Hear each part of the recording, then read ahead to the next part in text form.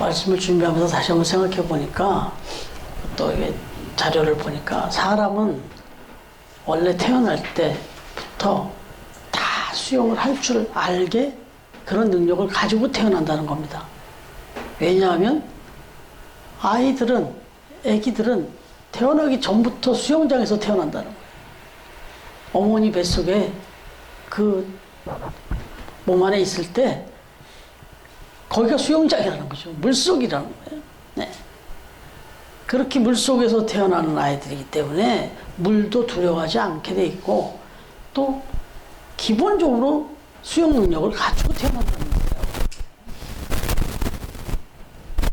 그런데 어떻게 되냐면 오히려 태어난 이후로 두려움이 생기고 잊어버린다는 거예요. 능력을. 뭐 정말 이런 능력을 인정하고 믿음 있는 분들은 뭐 태어난 아이부터 바로 수영장에다가 집어넣고 막 그렇게 아이들이 수영하는 걸 막 보는 것도 있는 경우도 있는데 대부분의 경우가 물가에 갑니다. 계속 두려움을 주죠. 그 두려움으로 자라요. 그렇기 때문에 물은 무서운 거예요. 두려운 거예요.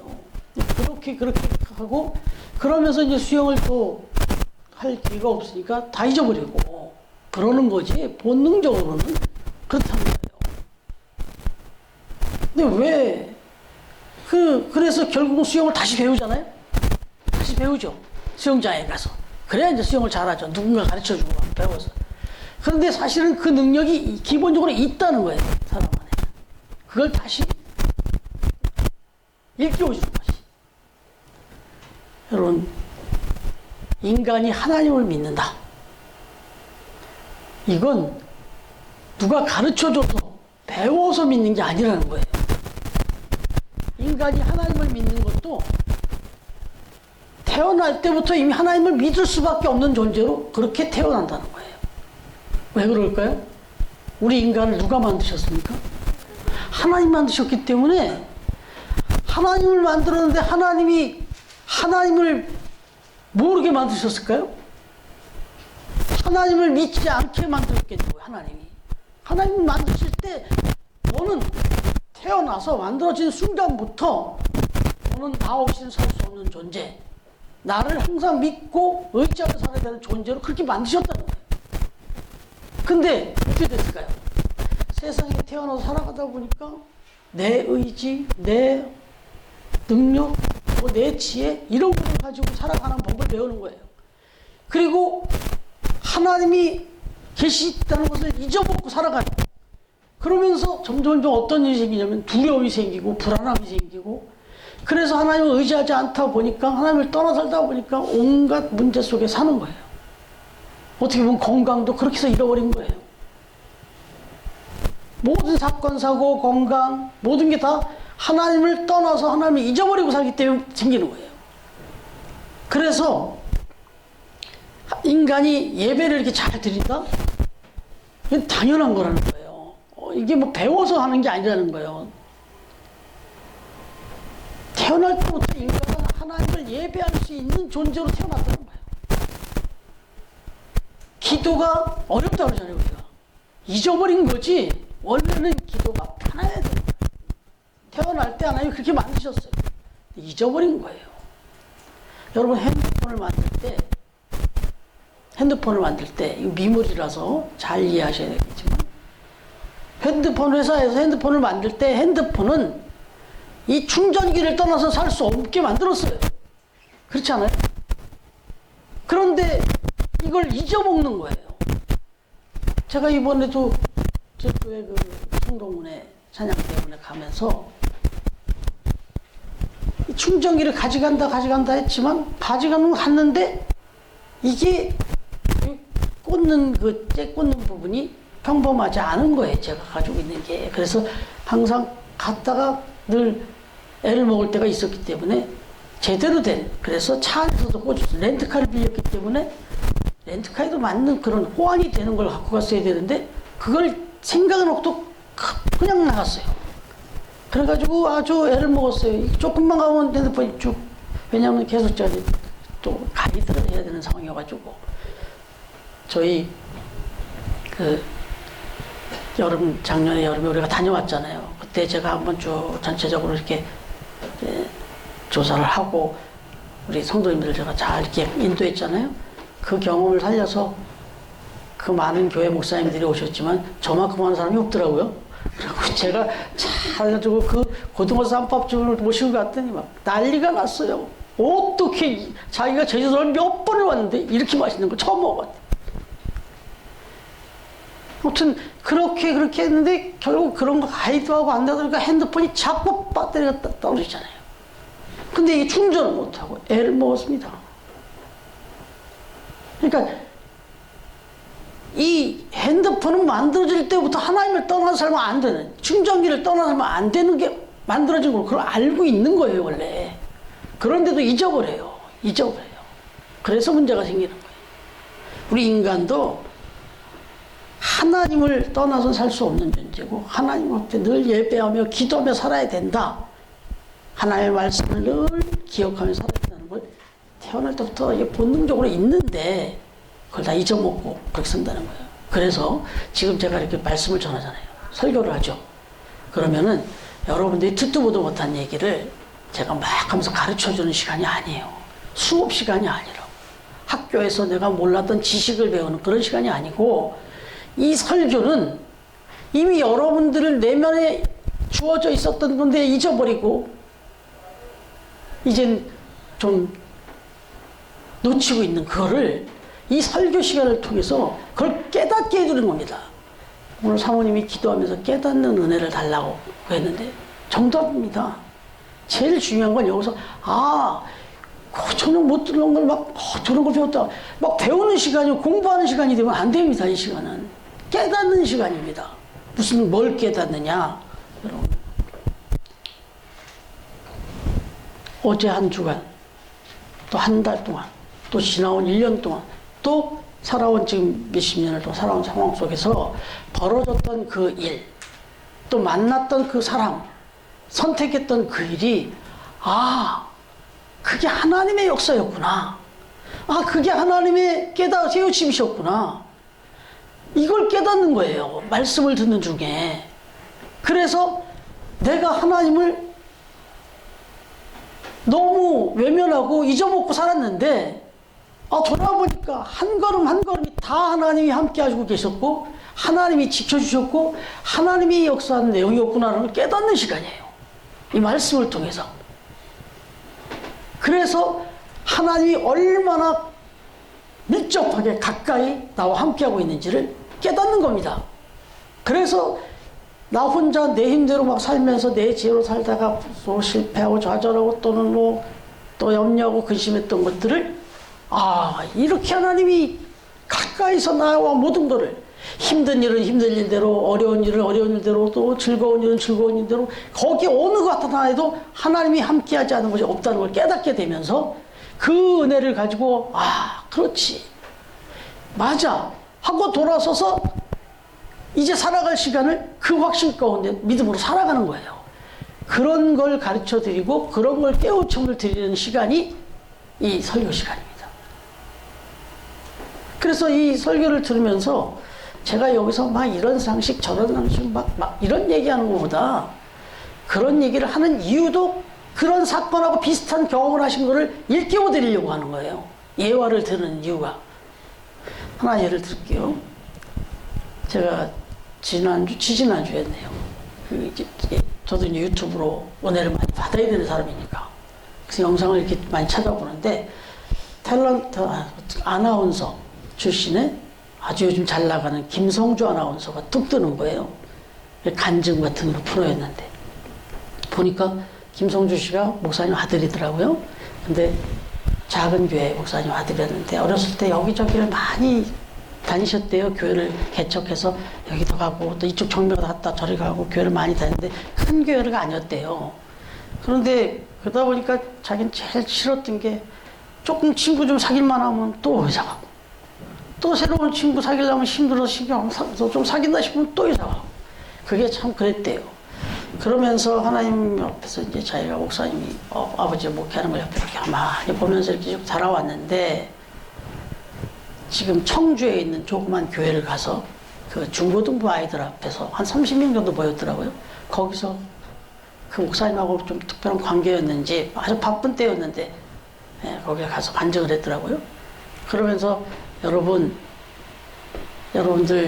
내가 오늘 여러분들 앞에 서서 이제 이야기를 하게 됐는데, 제가 여러분한테 무슨 얘기를 하러 왔을까요? 그래.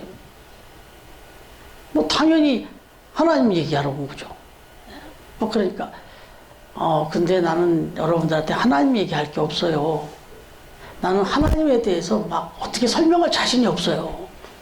나는 하나님을 내가 안다는 게 내 지식이나 내 지혜로는 하나님이 너무 방대하셔서 그분을 내가 어떻게 설명해 드릴지 모르겠어요. 그런데 내가 하나님 얘기 한마디도 안 해도 내가 지금 오늘 여러분들 한 시간 정도 이야기할 텐데 내 얘기할 거예요. 근데 내 얘기를 다 듣고 나면 하나님이 살아계시는구나.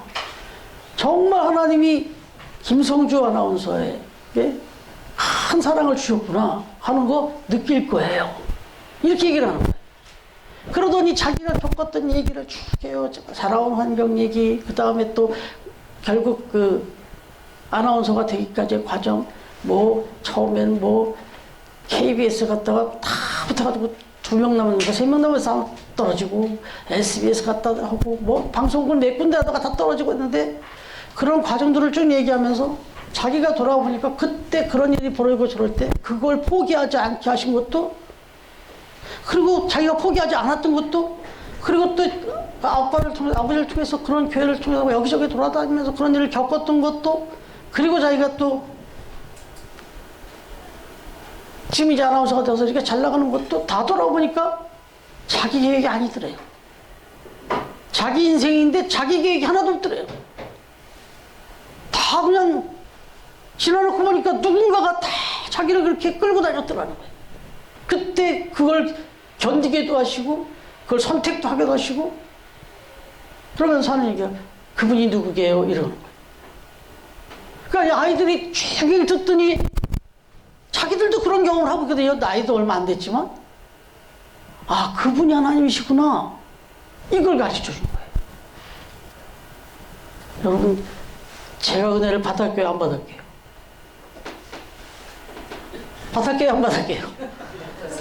아니, 저도 받았죠. 저도. 하나님 얘기 별로 안 했어요. 성경책 얘기 별로 안 했는데 자기가 살아온 삶의 얘기를 쭉 했는데 하나님이 그렇게 가까이서 우연한 일이 하나도 없고, 세상 사람들은 재수가 좋았다, 너무너무 우연하게 그런 일이 벌어졌다, 이런 일들을 참 많이 하는데 그게 하나도 우연이 아니었고, 재수가 좋고 나쁜 게 아니었고, 운이 있었고 운이 나빴던 게 아니고 다 하나님이었더란 말이에요. 이걸 깨닫는 시간이 설교 시간입니다. 여러분, 신학자 볼트만이라는 사람이 그래요. 우리의 자신의 실존을 말하는 것, 나의 삶의 인생의 여정을 말하는 것은 곧 하나님을 말하는 거다, 이렇게 말합니다. 어저께 우리 예나가 그래요. 목사님도 기도하고 여기 교회 다니면 하는데 이 사람 저 사람들이 막 기도를 할 거 아니네요. 내가 예나가 조금 고민이 있길래 그래. 근데 새로 이제 새 학년이 되면서 또 그 고민 얘기를 해요. 그 새로운 친구 한 명하고 조금 불편한가 봐요. 그래서 그런 얘기를 쭉 하면서 하길래 그래, 목사님이 기도할게. 예나도 기도하라고. 목사님 듣고 그 친구가 예나 불편하지 않게 해달라고 기도할게. 그랬더니 목사님도 기도하고 또 이 사람도 기도하고 저 사람도 기도하고 많은 사람이 기도하는데, 그럼 하나님이 이 사람 기도하고 많은 사람이 기도하면 어떻게 다 듣니요? 맞잖아요. 그래서 내가 하나님은 귀가 어마어마하게 크셔가지고 이 세상에 있는 모든 사람의 기도가 다 해도 그걸 다 들으실 수 있다. 그래서 걱정하지 않아도 된다. 기도하면 다 들으신다. 그렇게 얘기를 해줬는데, 여러분 마찬가지 아닙니까? 저와 여러분의 인생 한 사람 한 사람 어떤 누구가 무슨 일을 하고 뭔 얘기를 해도 그거 다 보시죠. 인간이 만들어 CCTV로도 세상의 모든 일들을 다 보고 있는데 하나님의 CCTV 정도겠습니까? 다 보시죠. 다 들으시죠. 네, 그래서 사도 바울이 뭐라고 그랬냐면 고린도전서 15장 1절부터 11절 내용에 보면 나의 나된 것은 다 하나님의 은혜로다.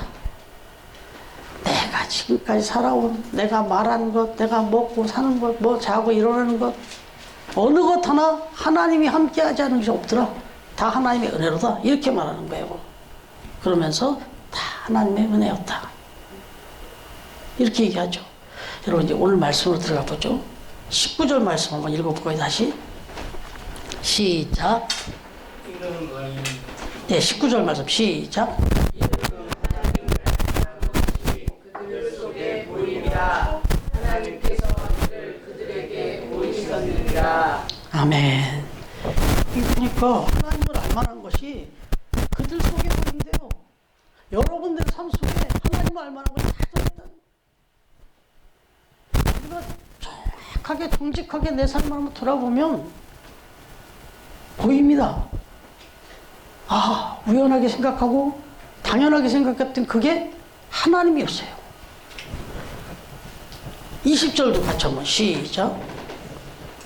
시작. 네, 시작. 장세로부터 그의 보이지 아니하는 것들 곧 그의 영원하신 능력과 신성이 그가 만드신 만물에 분명히 보여 알려졌나니 그러므로 그들이 핑계하지 못할지니라. 예, 핑계할 수 없대요. 저와 여러분의 삶뿐만 아니라 만물에도 지금 하나님의 능력과 하나님의 임재를 다 보여주고 계신다는 거예요. 그래서 정직한 사람들은 하나님 부인할 수 없다는 거예요. 핑계할 수 없다는 겁니다. 하나님을 모른다고 말하는 사람 더 변명할 여지가 없다. 이거 뭐예요? 하나님 알만한 사람, 알만한 것이 사람들 속에 만물 속에 다 드러나 있다. 그러면요, 질문을 한번 드리면, 그런데 왜 세상에는 그토록 하나님을 믿지 않는 사람들이 많고 더 나아가서는 하나님을 부인하는 사람들이 이렇게 많을까요?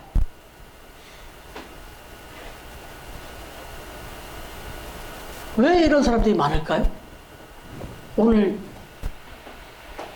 설교 제목인데 어리석어서 그렇다는 거예요. 성경은 그렇게 얘기합니다. 어리석어서 그렇다. 그렇게 많이 보여주고 그렇게 많이 함께 하시는데도 믿지 않고 거부하는 이유는 어리석기 때문에 그렇다는 겁니다.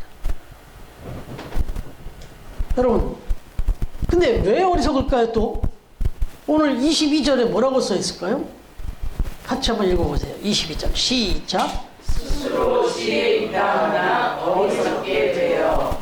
자기 스스로 내가 똑똑하다고 생각하는 사람이 하나님이 볼 때는 가장 어리석은 사람이라는 겁니다.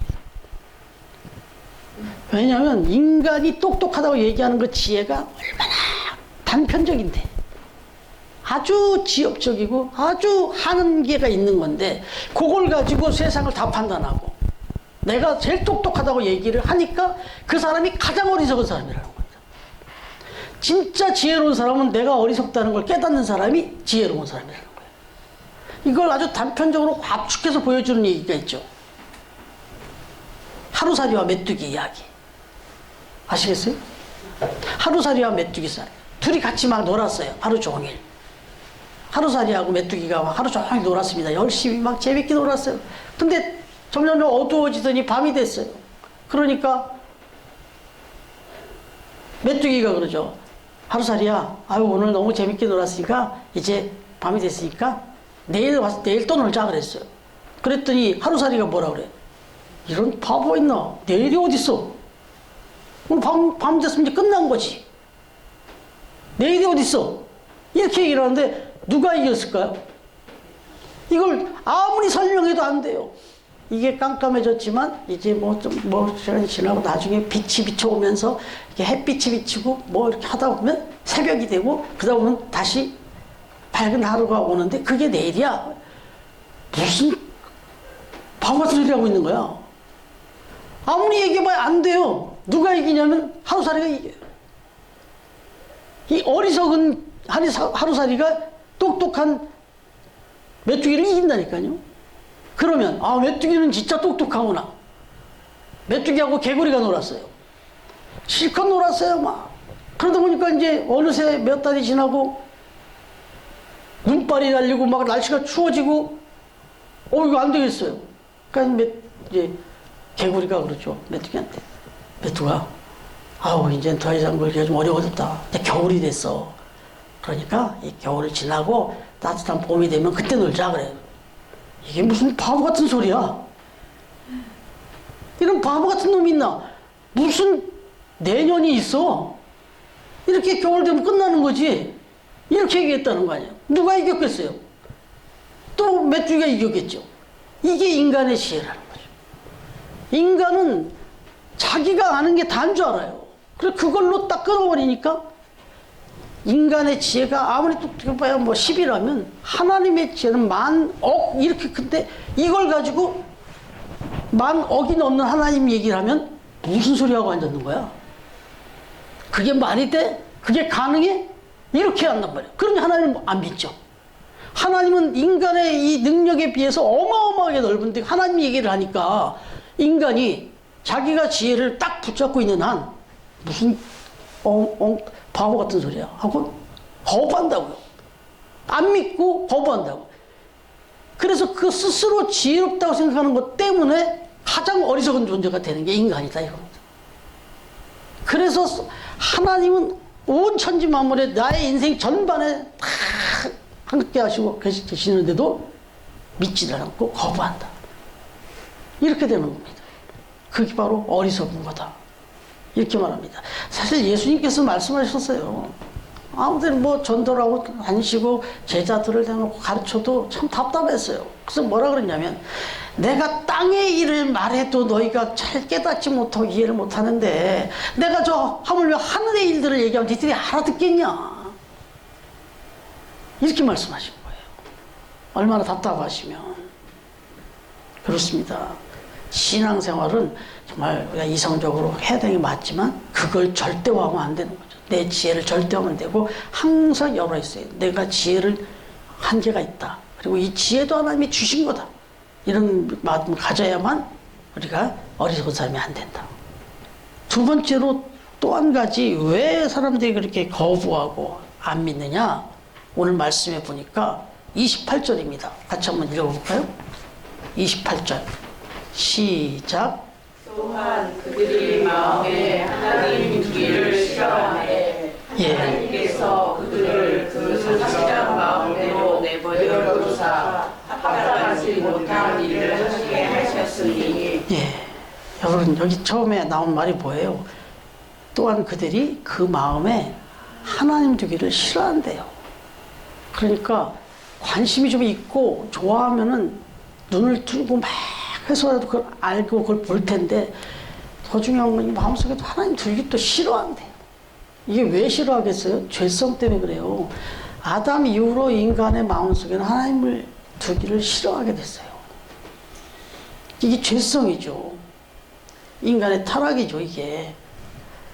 여러분, 이게 무슨 얘기냐면요. 물고기가 물속에 살면서 물속에 사는 걸 싫어하는 거예요. 네? 물고기가 물을 떠나서 살 수 있습니까? 아니잖아요. 물고기는 물속에 살아야 돼요. 근데 물속에 살면서 이게 지겹대요. 이게 싫어하대. 나는 물 좀 떠나서 살고 싶다네. 이런 게 얼마나 바보 같은 생각이에요.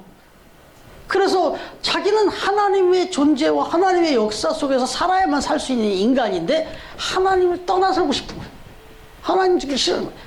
이게 좀 절대적으로 맞아떨어지진 않을 수도 있지만 그래도 하나님이 그 형상을 이렇게 샘플로 보여준 게 가정인데 자녀들은 부모를 떠나서 살면 안 되는 게 맞아요. 사실은 뭐 장성하든 어쨌든 부모의 그 말씀에 순종하면서 부모님을 어려서는 어려서대로 또 자라서대로 부모만큼 자녀를 사랑하고 그렇게 헌신을 죽을 때까지 헌신하는 존재가 어디 있습니까? 그러면 그 부모님을 떠나서 사는 것을 생각하면 그건 자기 스스로 바보 같은 짓이잖아요. 그런데 어떻습니까? 자녀들이 부모를 떠나고 싶어 하지. 부모랑 같이 살기를 싫어하잖아요. 물론 좀 떠나고 싶은 부모도 있어요. 예. 부모는 완벽하지 않으니까.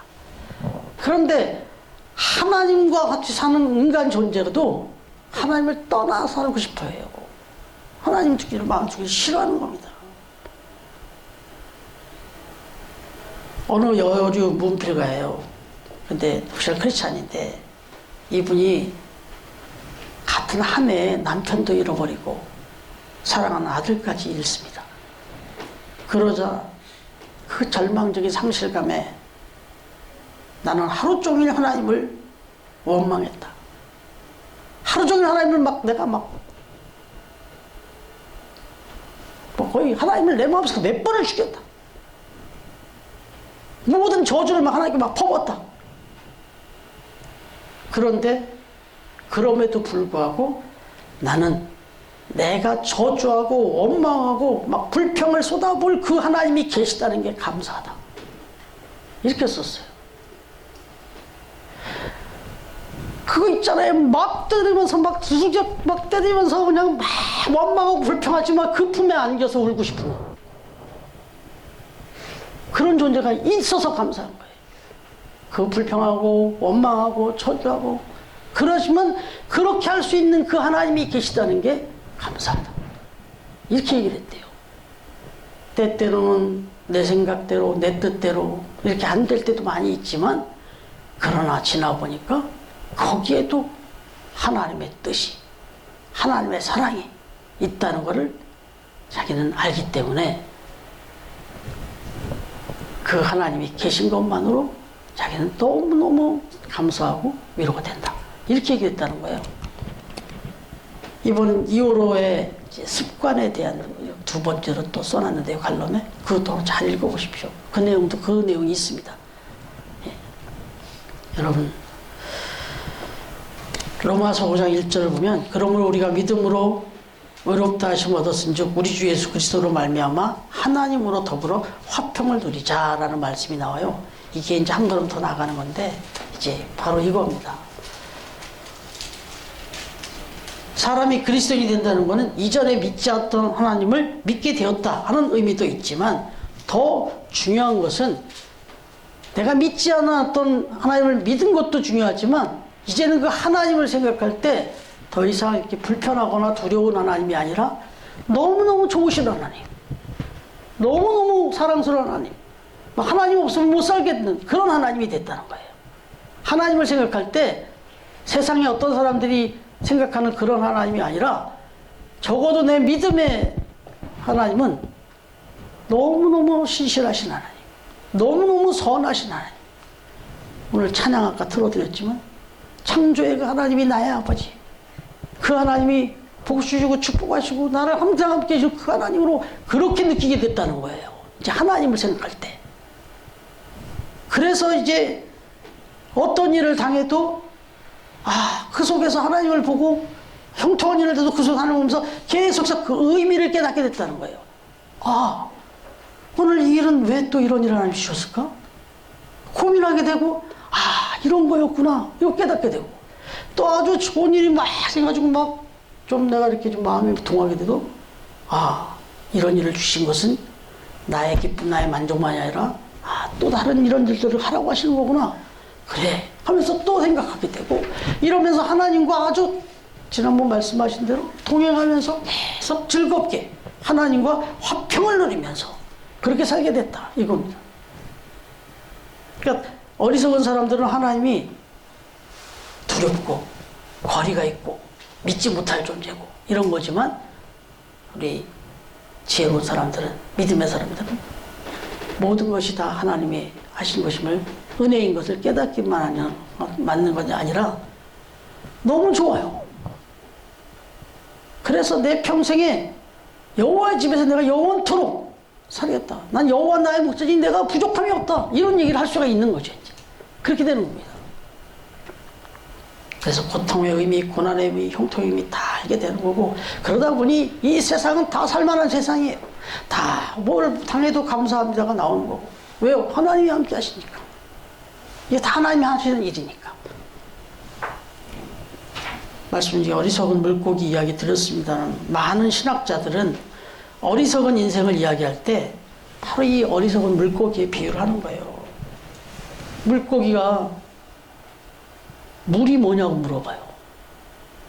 물이 도대체 뭐야? 바다가 어디 있어? 물고기가 그런다고요. 또 어떻게 생각하면 그렇게 질문할 만도 하죠. 도대체 바다가 보이나요? 이 물고기가? 바다가 끝이 어디서 어딘지를 물고기가 아냐고. 그러니까 바다가 어디야 도대체? 물이 어디 있어? 이렇게 얘기할 수 있어요, 물고기가. 인간들이 그러고 산다는 거예요. 하나님? 하나님이 어디 있어? 하나님이 뭔데? 이러고 산다는 거예요. 자기가 지금 하나님 안에서 살고 있는데. 자기가 살고 있는 게 다 하나님인데.